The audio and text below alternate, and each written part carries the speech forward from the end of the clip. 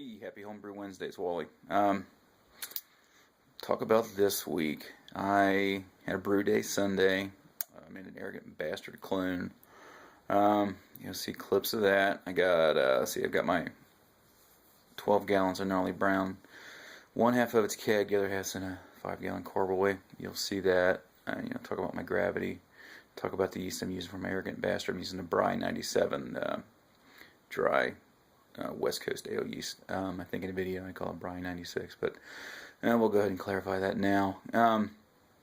One thing that really kind of eats at me a little bit, I've got a counterflow chiller. I made it myself. Copper pipe, all that stuff, and typical internet build. And one thing that bothers me is I can't get inside and see if it's dirty or not. So one thing I did late last week was make up some one step, and I filled the coil pretty much, filled it to the top and let it sit. So then Sunday morning, right before I was getting ready to dough in, I went ahead and poured all that out inside of a bucket, and surprisingly it was clean. My whole process, once I'm done brewing and I have my boil kettle emptied, I usually leave enough water, or I'll add water into my hot liquor tank. Then I'll go ahead and put in one step, or whatever your cleaner is. I use one step. Then I'll go ahead and connect my pumps in series. I use clean pump, dirty pump. So clean pump always pumps from hot liquor tank to either to the mash tun or wherever. Then the other pump's always pumping wort from the mash tun to the boil kettle. So anyway, I connect those in series, connect it through my wort chiller, then I back flush everything. And I've had my pumps apart, and they're relatively clean also, so I was pretty pleased with that. But I was really kind of concerned with my counterflow chiller, but it looks good. Besides that, I think that's pretty much all I got right now, and we'll go from there. Alright, transferring one half of my Gnarly Brown clone into keg today. Oh, light sucks, can't see, but there it is.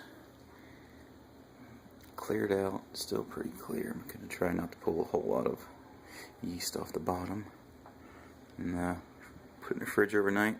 I'll get it cold, maybe put some gel in it tomorrow before I force carbonate it, and so we'll see. Well, my rousing did not work. It's still the same, 1.022. I think I'm going to go ahead today also and check my my other 6 gallons and put it in a carboy, then set that out and then keep it in my my bathroom where I ferment everything. And I got a tub that I don't use for anything, but ambient temperature is about 60, 68, so I'll put a t-shirt on it, let it chill in there for however long it takes me to get an empty keg, or get one keg emptied of the USO5 version. So that's what I'm going to do next.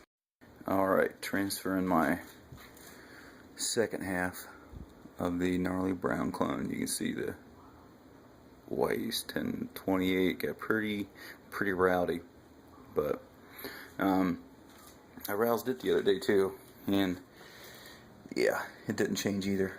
So not a big deal. I'm not worried about it. And it's one of my 5-gallon glass carboys. I picked that up off of Craigslist. A couple used to make wine. They had 11 of them. They wanted $25 a piece.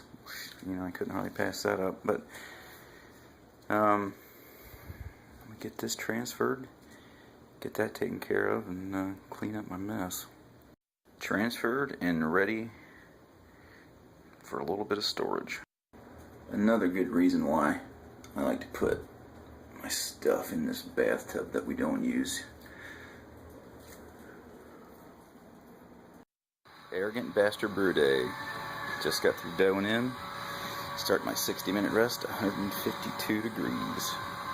I think one of the nicest things about home brewing is just the need to create things to make your day better. my opinion anyway. I mean, that's probably what I like more about it than anything. But you know, I made this piece of copper with an extra fitting I had to go in my glass carboy, so I don't have all kinds of foam in the top end once I fill a glass carboy. Yeah, I'm pretty excited about it, but it's just a little tidbit that I like. Cooling right now, but you can see I got two teas, basically thermo wells in there I got from brewhardware.com, so I can watch the temperature that goes in to the my counterflow chiller, the temperature that goes back into the kettle, and once I'm happy if those equal out, or I'm happy with the output, I'll go ahead and put that in my carboy. Now you can see what I'm talking about with my piece of copper in the tubing, you know, the fitting.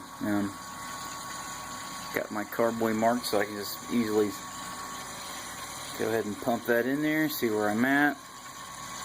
Right now it's full of star sand foam, not a big deal. I'm going to fill it probably as much as I can up to the 5.5 gallon mark. I got a blow off tube I'm going to put in it. Actually, the Arrogant Bastard clone finished a little high compared to my Brewsmith hardware. My Brewsmith hardware wanted me to do a 6 gallon finish, but actually I'm going to end up with about 5 gallons, and it finished at 1.076, so I'm pretty happy about that. I'm using Bry 96 West Coast Ale yeast, dry yeast. Never had an issue with that yeast. It's always worked well for me. I've read some pretty bad reviews on the internet, but I like it, so I'm going to use it. Short clip of me auctionating. I usually auctionate for about a minute and a half, but yeah, the foam's pouring out there now. Let's see if you can see. That's my 5 gallon paint strainer, nylon paint strainer, full of 4 ounces of hops, and you can see how my false bottoms worked. See how this lighting, I don't think it'll work out.